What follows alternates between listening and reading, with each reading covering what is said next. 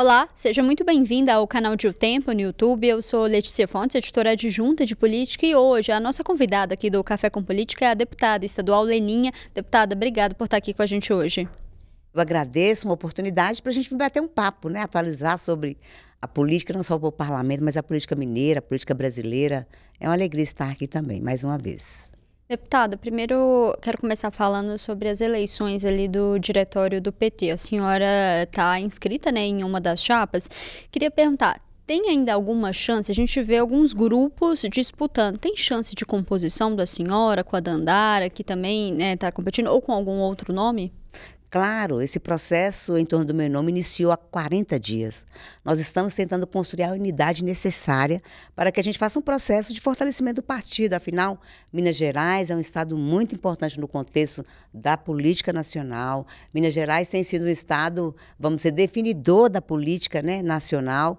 E para a gente ter um PT forte, mais perto, é muito importante. Por isso nós estamos construindo unidades. Em torno da minha candidatura, a gente tem, se não me engano, mais de 5 forças internas do partido que já estão me apoiando, inclusive o deputado Leleco Pimentel, ele era pré-candidato, ele não registrou candidatura, com a confirmação do meu nome, e ele está se colocando também apoiador dessa disputa. Nós temos a maior bancada federal também apoiando, o deputado Padre João, o deputado Rogério Correia, o deputado Leonardo Monteiro, o deputado Odair Cunha, a deputada Ana Pimentel.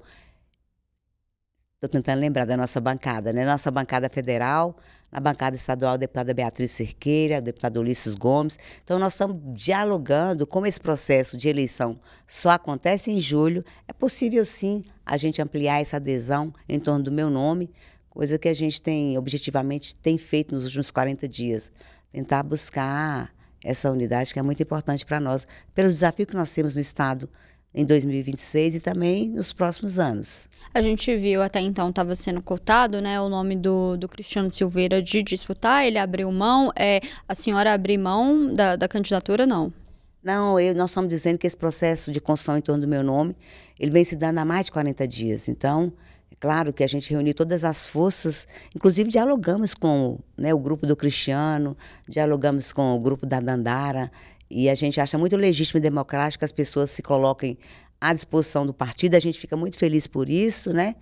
As pessoas perguntam, duas mulheres negras, né? Qual que é a diferença de uma candidatura? Eu digo sempre que o meu nome sempre foi colocado como um nome que lidera processos de escuta qualificada, de busca da unidade. Acho que o meu exercício na vice-presidência da Assembleia de Minas, o meu exercício também no PT tem sido um exercício de uma construção coletiva, para fazer uma gestão compartilhada, de entender os desafios que nós temos, mas escutar todos e fazer uma construção buscando essas pontes que são fundamentais em tempos atuais, da gente se juntar. Afinal, independente da disputa, lá na frente a gente se junta. Então, é muito importante que a gente faça um processo bastante harmônico, otimista, de diálogos e concertação, entre aspas, da política que a gente quer construir para o PT. Então, eu penso que o deputado Cristiano fez um bom trabalho enquanto presidente do PT. Nós conversamos muito também nessa possibilidade da unidade, mas nós estamos abertos, né, para fazer esse processo. Então, eu estou entendendo que não há, pela construção que nós fizemos, não há a mínima condição de haver um recuo da minha parte, de retirada da candidatura em função e respeito a esse processo todo que foi construído. Muita reunião, muito café, muito almoço, para a gente poder chegar nessa construção em torno do meu nome. Deputada, ali nos bastidores, né, da Assembleia, comentava-se que na última eleição ali da mesa, o deputado Cristiano chegou ali a ensaiar uma articulação ali para ser indicado pelo partido para o lugar da senhora na primeira vice-presidência. A eleição interna do PT está tendo reflexos ali no bloco de oposição ali na Assembleia? Não, isso é novidade para mim, né? Primeiro porque no momento, inclusive, que a gente ia fazer a mudança da mesa e das comissões, era o período final de ano, início de ano. Eu estava aguardando que o PT, que é normal do PT, sempre foi assim, o PT faz rodízio nas posições que ocupa na Assembleia, seja na mesa diretora, seja nas comissões, sempre há, né, um rodízio. Esse ano não teve rodízio na liderança, que é o Ulisses, que lidera o nosso bloco, e não teve mudança na mesa diretora. Foi uma surpresa, assim, porque eu estava aguardando que eu ia contribuir em outro ambiente da Assembleia, que eu ia sair da mesa e ia para alguma comissão presidir, mas as articulações e avaliação bem positiva do papel que eu cumpri na mesa diretora, não só por parte do nosso bloco, mas o próprio bloco do governo, da própria presidência da casa, avaliou que era importante permanecer com meu nome lá. Então, assim, eu não vejo... Mas não gerou nenhum ruído essa divisão ali na Assembleia, no bloco da oposição? Não gerou. Inclusive, quando a gente foi discutir os blocos, o deputado Cristiano nem estava no país, ele estava fora do Brasil, porque era um período de férias, de recesso, e a gente construiu, e eu ajudei nessa construção para que ele virasse também o líder da minoria, que é um papel importante, porque ele tem uma contribuição muito importante para dar. Então, assim, eu falei que foi surpresa, porque até então eu não ouvi, pode ser coisa de bastidores que não chegou até mim, mas eu não ouvi que ele movimentou para que eu saísse, que ele entrasse.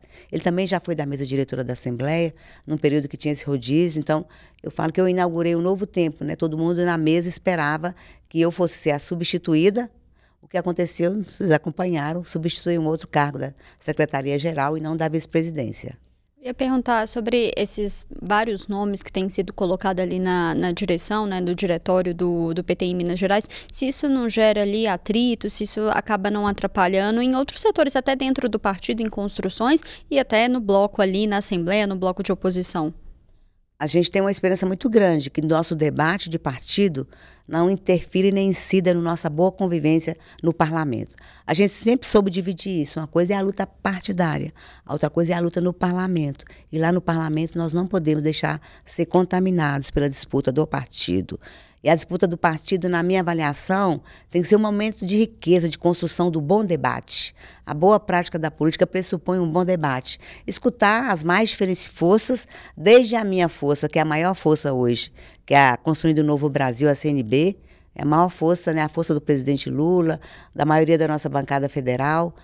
A menor força, como a do trabalho, que é o deputado Betão constrói, que a gente entende, né? Mas também outros movimentos que não estão organizados como força do partido, como o Levante Popular da Juventude, o MST, o Brasil Popular, que são forças que atuam na sociedade e na política e não estão constituídos assim organicamente dentro do partido.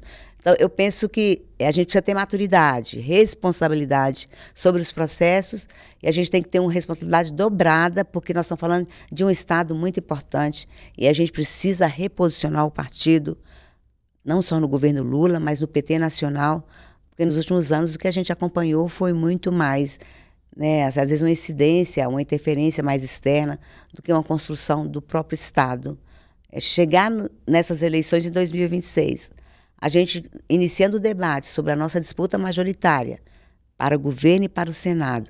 E, concretamente, a gente está trabalhando com nomes, às vezes, que estão fora do PT. Eu ia perguntar justamente isso. Como que você enxerga ali o PT em 2026? Tem gente que defende que tem que ter uma candidatura própria. O presidente Lula já sinalizou ali o desejo de ser o senador Rodrigo Pacheco. Como que a senhora vê? Como que o PT tem que estar em 2026, falando nacionalmente e também aqui em Minas Gerais? Então, eu penso que, objetivamente, é a nossa meta após as eleições internas. Nós vamos ter nova direção a partir de julho. Para mim, em agosto, é para startar os processos nesse reposicionamento do partido. Primeiro isso. O PT quer disputar majoritariamente o cargo para governador, vice-senador? Se quer, nós vamos ter nomes. Quais os nomes, né? Nós estamos falando de nomes de expressão Amarília, prefeita de Contagem, a própria Margarida, prefeita de Juiz de Fora, o próprio Reginaldo, né, que já, deputado federal, que já também entrou nos processos com o nome para o Senado. Então, eu acho que é um debate que nós vamos fazer. Mas se, mais uma vez, nós tivermos que fazer um processo para disputar contra a direita, os fascistas, conservadores do Estado, se nós tivermos que apoiar um nome que não seja do PT, eu penso que isso é maturidade. Se o nome for do Rodrigo Pacheco, como diz o Lula, eu creio que nós estaremos a postos para fazer esse debate e essa construção. Dessa forma, eu penso que 2026 é um ano muito importante, mas nós não podemos virar o ano sem ter clareza do que nós vamos ter no cenário futuro. Então, nós precisamos, a partir de agosto, começar um processo interno, nos fortalecer enquanto partido, e quando chegar no início do ano, abril, que começa a movimentação para as eleições do ano que vem, a gente já está bem posicionado, fortalecido, para a gente interferir ou entrar nos processos que não seja o nome do PT, com mais força, mais organização.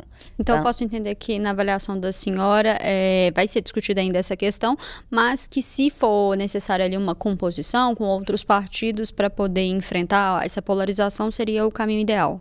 Com certeza, precisamos, inclusive, fortalecer nossa federação. A nossa federação no Brasil é o PT, é o PCdoB, é o PV.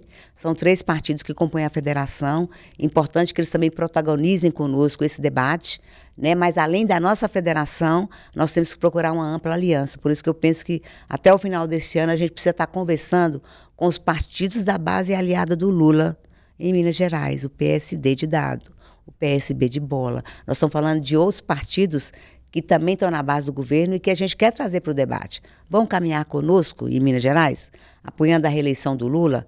Nós vamos estar juntos em Minas Gerais, apoiando o nosso nome de candidato a governador e senadores, né? Nós temos 2 vagas para o Senado.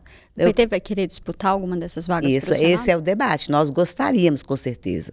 Mas quem que seriam esses nomes que a senhora vê hoje? A gente citou isso, né? A Marília Campos, a Margarida, o próprio Reginaldo. Eu penso que esses 3 nomes, eles reúnem condições ideais para a gente fazer a disputa. Mas é claro... Isso para o Senado, né? Os nomes dos 3. Isso, para o Senado. Mas é claro que a gente precisa fazer um amplo debate, né? Tanto a Margarida quanto a Marília têm mandatos a cumprir. É importante escutá-las, para saber se há desejo, se há vontade, se há disposição, porque também a gente não pode sacrificar as pessoas que estão em um projeto político de cuidar de cidades para vir disputar a vaga do Senado, mas precisa fazer diálogo, precisa chamá-las para a conversa. E até quando que tem que decidir isso? Porque conversando ali com outros dirigentes partidários, tem um certo incômodo, pelo menos ali nos bastidores, nessa falta de definição do Rodrigo Pacheco, se ele vai querer ser candidato, se não vai, porque até então que parece está todo mundo esperando a resposta dele. Até quando vocês querem ter essa definição e se isso atrapalha ou não, porque a gente vê que a direita pelo menos já está ali tentando se articular, né? A gente já mandou recado para o Rodrigo Pacheco, ele sabe que nós estamos aguardando um momento para conversar seriamente sobre isso. A gente espera, inclusive, que ele faça mais a agenda em Minas Gerais, que ele volte para Minas, né, com mais força, entendendo o papel nacional que ele cumpriu como presidente do Senado e que ele continua cumprindo no Senado brasileiro, mas nós entendemos que lá para um mês de abril, início do ano, a gente precisa estar com as peças claras no jogo do xadrez da política para ver que movimentos, que estratégia que nós vamos adotar para a disputa em Minas Gerais. É muito ruim, de fato, essa situação, porque a gente recebe os recados indiretos do governo federal. Em alguns locais que nós estamos, as pessoas também já ovacionam Pacheco, o governador, mas ele não se pronunciou. Claro, é uma decisão dele, a gente respeita o tempo dele, mas você tem razão, não pode demorar, porque as articulações elas precisam ser feitas bem no início do ano, para a gente entender. Então, essa resposta dele teria que vir ali no início, pelo menos até o início do ano, ou teria que ser antes? Na nossa avaliação, se ele pudesse dar uma resposta no segundo semestre, antes de encerrar o ano, a gente já viraria o ano com foco na eleição do Rodrigo Pacheco para governo de Minas. Para nós, o ideal é este ano. E aí, o PT talvez indicaria ali um vice, e quem que seriam esses nomes, né? A senhora mencionou alguns nomes ali para o Senado. Se já tem alguma indicação, pelo menos na avaliação da senhora, quem que poderia ali compor uma chapa ali com o Rodrigo Pacheco? A estratégia política é sempre trazer os aliados da base do governo Lula. Então, além da nossa federação, a gente pode ter um campo amplo de partidos compondo com a gente. Então, tudo isso é negociações, né? Não necessariamente seria o PT o vice, né? Nós não podemos já falar assim, nós vamos apoiar o Pacheco e dessa forma o PT tem que indicar o vice. Não é isso. A gente fecha as portas quando a gente se posiciona dessa forma. Se você quer ampliar o número de partidos nesse projeto, você precisa estar aberto para também fazer outras discussões com esses partidos que vão compor a base, né, do palanque do Lula aqui em Minas.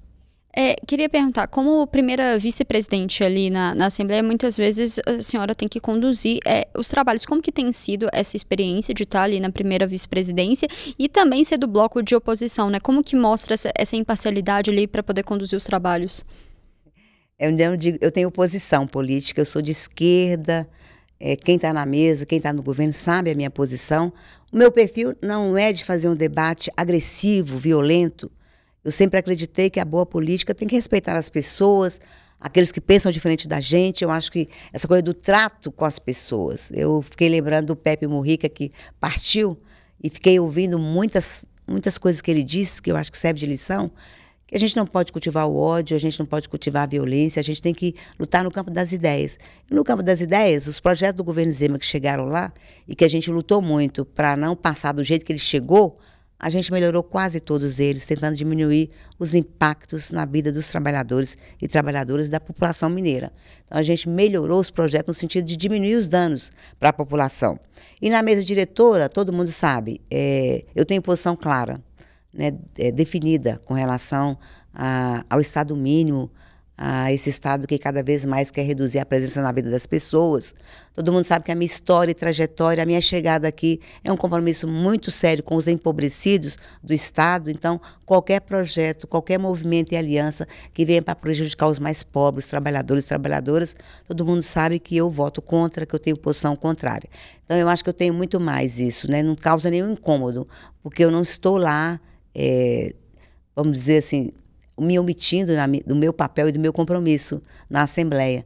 E é claro que eles também me respeitam, é claro que também eu sou minoria, é claro que mesmo na mesa diretora eu sou voto vencido, mas eu não deixo de me posicionar, não deixo de colocar meu ponto de vista político, que é o ponto de vista do bloco, né, da nossa posição. E é nos bastidores que a gente vem construindo, de fato, algumas alianças importantes, alguns diálogos, para a gente avançar também na proposição de leis e não cause tanto dano às pessoas. E como que é a relação da senhora com o presidente Tadeuzinho? E se a senhora, muito tem se falado, talvez ele se candidatar ali também ao governo do estado, ou pelo menos estar em uma chapa, como que a senhora vê o nome dele também nessa disputa?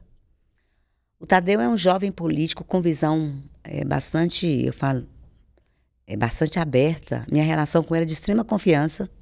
Nós somos da mesma cidade, mesmo geracionalmente falando, a gente não ter tido convivência, né? Mas somos da mesma cidade. Eu creio que ele também confia no meu compromisso, no meu trabalho lá na Assembleia. Eu tenho procurado ser uma vice não figurativa, a primeira mulher na mesa, ocupar a vice-presidência. Eu tenho procurado atuar diariamente para não honrar só a confiança que as pessoas depositaram na minha presença lá, mas também me colocando à disposição. Eu sempre falo que a gente pode fazer muita resistência, que a gente pode obstruir, mas nós temos que ter um papel de proposições. Não basta só dizer que está ruim, tá? Mas para melhorar, o que precisa ser feito? E tem sido um pouco esse meu papel na mesa também, né?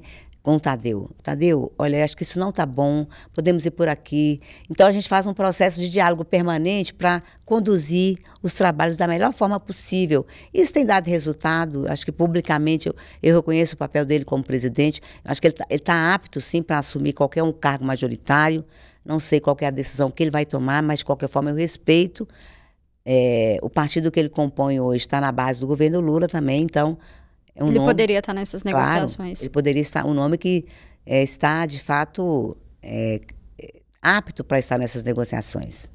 E a senhora falou ali de discussões de projeto, a gente está vendo a discussão do projeto do Propag, né? O governo mandou algum dos projetos para poder adesão ao Propag. Queria perguntar, a senhora acha que tem viabilidade desses projetos passar? A gente tem um prazo ali do governo federal até mais ou menos outubro. A senhora acha que até outubro essa discussão consegue ser finalizada ali na Assembleia?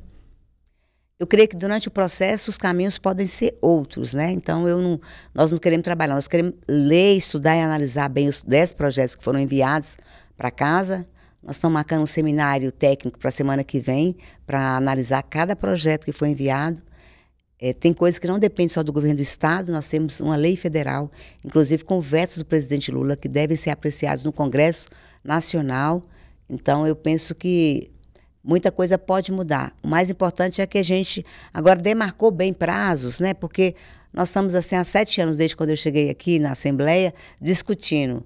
Era regime de recuperação fiscal, depois... Enfim, nós estamos postergando decisões que são importantes para a população. Eu creio que a gente vai tentar cumprir com os prazos estabelecidos pela lei federal, mas nós também temos marcado uma reunião com a nossa bancada federal, com o próprio ministro Haddad, para a gente tentar ajudar Minas Gerais, porque é um pouco isso. Ajudar seria alongar talvez esse prazo para ter mais discussões? Não só alongar, eu acho que é ver as condições. Por exemplo, o projeto da modernização, privatização da Codemig, que é um projeto importante que no governo Pimentel já estava colocando para privatizar 49% da Codemig, e hoje ela está colocada também, né, no pacote dos ativos que o governo do Estado tem. Se a gente conseguisse fazer uma boa avaliação da Codemig e ela conseguisse atingir o valor dos 20% que está na proposta de adesão, a gente não precisaria discutir privatização de CEMIG, de Copasa, né, da UENG, ou seja, tem outros ativos que a gente pode buscar nessa negociação, que a gente está identificando esses outros ativos, que não coloquem em risco, então, a entrega das nossas estatais e do serviço público para o governo federal. Tem uma discussão de ser fatiado ali as votações desses projetos ali do Propag. Como que isso vai ser feito ali? Então, acho que projetos menos polêmicos, né, dos ativos, por exemplo, a gente tem um acerto de conta para fazer com a Previdência, né, porque você sabe que os contratados do Estado de Minas Gerais, a Previdência deles é descontado para o INSS, não é para o IPSENG. Então, tem os acertos de conta de ativos que a gente vai procurar identificar para a gente diminuir, então, essas ameaças reais, né, de outras entregas que o governo estadual quer colocar dentro do pacote. Deputada, já caminhando para o final, falando um pouco ali de Montes Claros, né? O ex-prefeito Humberto Souto, ele teve uma gestão bem avaliada. Queria perguntar, a senhora acha que tem caminho ali para a esquerda, ali em Montes Claros? E se é uma vontade sua, talvez disputar em algum momento a prefeitura? Eu sempre gosto de falar que o futuro a Deus pertence. Eu não gosto de ficar prospectando como é que vai ser minha vida futura na política, né? Eu estou a serviço de um projeto político, de um partido, de um grupo político. E quando você se coloca numa proposta coletiva, você também se coloca para assumir desafios para frente. O prefeito atual, o Guilherme, é uma pessoa muito aberta, diferente do Humberto Souto, que é uma outra geração, né? O prefeito Guilherme tem recebido bem para conversar e dialogar sobre a cidade. O mais importante é que a gente também na cidade não desenvolva um ambiente hostil, violento com a direita. Eu sempre digo que, em outros lugares eu já disse isso, né? Nós de Minas Gerais, a gente teve bons exemplos de Juscelino Kubitschek, o Tancredo Neves, Itamar Franco, o Eduardo Azevedo, ou seja, nós tivemos políticos da direita que teve um nível de diálogo e construção que é diferente do que a gente tem hoje. Então, se compara, assim, qual era a direita que a gente discutia, enfrentava, do bom sentido, e fazia construção, é muito diferente do que temos hoje. Então, eu penso que Montes Claros, como uma cidade ordeira, de um povo bom, é um ambiente que nós da esquerda também estamos lá, vamos disputar não só para a eleição do presidente Lula para o governo, mas para a nossa bancada federal e estadual ter muito voto lá. E eu penso que, dependendo como o prefeito conduz esse debate mais político, né? Ele faz um trabalho técnico muito importante e no político ele tem muita habilidade, a gente pode ter um ambiente, talvez, de crescimento do nosso projeto de cidade também. A senhora falou que o seu futuro, né, ainda tem aberto, tá à disposição, mas para 2026, a intenção até então é disputar a reeleição? Isso, eu tô pré-candidata já, vou disputar a reeleição para deputada estadual, e me tornando presidente do PT, é claro que além da minha reeleição eu preciso ter como meta, com o apoio de todos, aumentar a nossa bancada estadual e aumentar a nossa bancada federal. Deputada, obrigada por estar aqui com a gente hoje e sempre muito bem-vinda também a voltar mais vezes. Eu que agradeço pela oportunidade, é sempre importante a gente levar a notícia até toda a casa, todo canto deste estado e deste país, e eu agradeço mais uma vez pela oportunidade. A gente fica por aqui, mas você acompanha esses e outros conteúdos aqui no canal de O Tempo, no YouTube e também no portal otempo.com.br. Até mais!